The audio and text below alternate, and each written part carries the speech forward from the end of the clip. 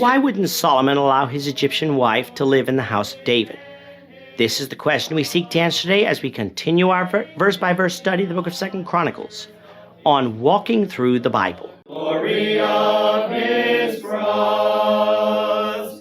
Today we're going to be discussing 2 Chronicles chapter 8, verses 11 to 18. But before we do that, let's read the passage. If you have a Bible with you, turn to 2 Chronicles chapter 8, verse 11. But if you don't have a Bible, don't worry, just follow along with us on the screen. The version that we'll be reading from is the New King James Version. So 2 Chronicles chapter 8, beginning at verse 11.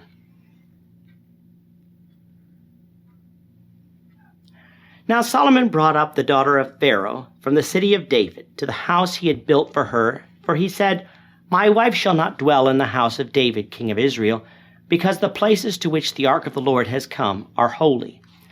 Then Solomon offered burnt offerings to the Lord on the altar of the Lord, which he had built before the vestibule, according to the daily rate, offering according to the commandment of Moses, for the Sabbaths, the new moons, and the 3 appointed yearly feasts, the feast of unleavened bread, the Feast of Weeks, and the Feast of Tabernacles.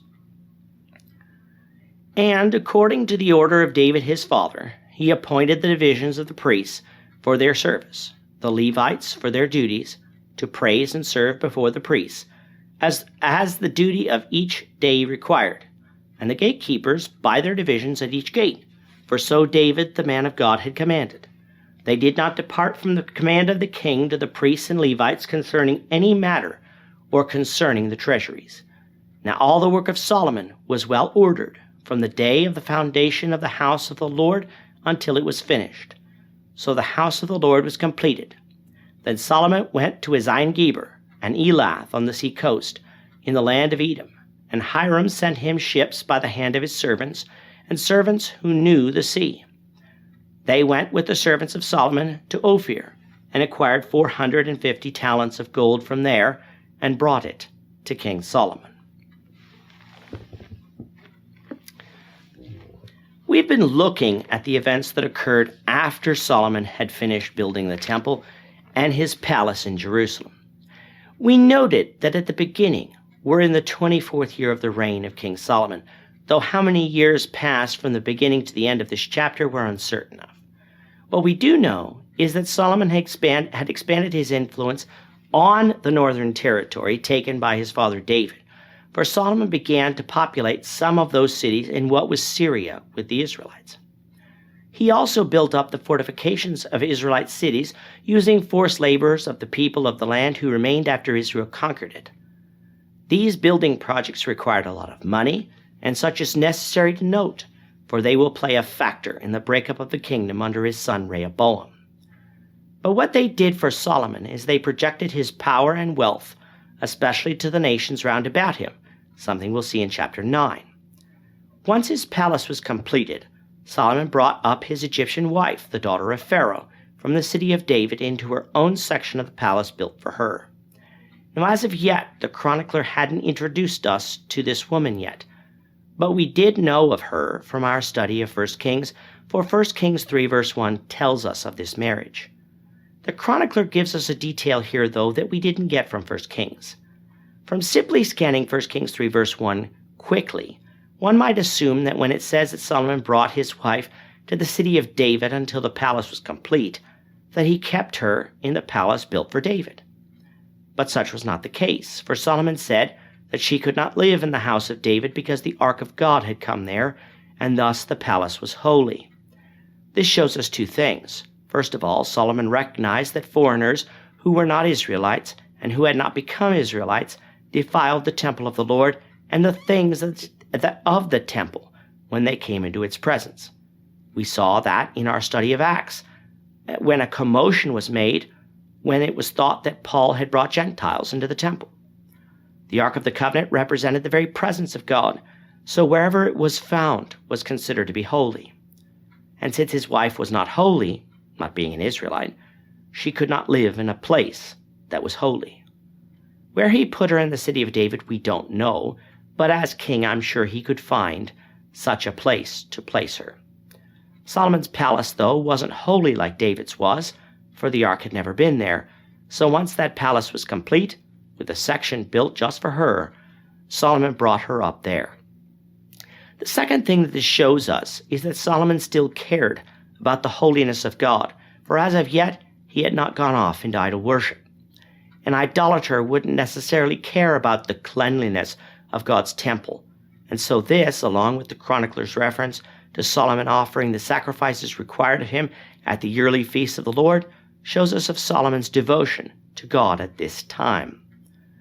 The chronicler, by revealing the piousness of Solomon, also showed the returning peoples that the king was not exempt from the worship of the law, and that God's tolerance of sacrifices being offered outside of the temple was now over.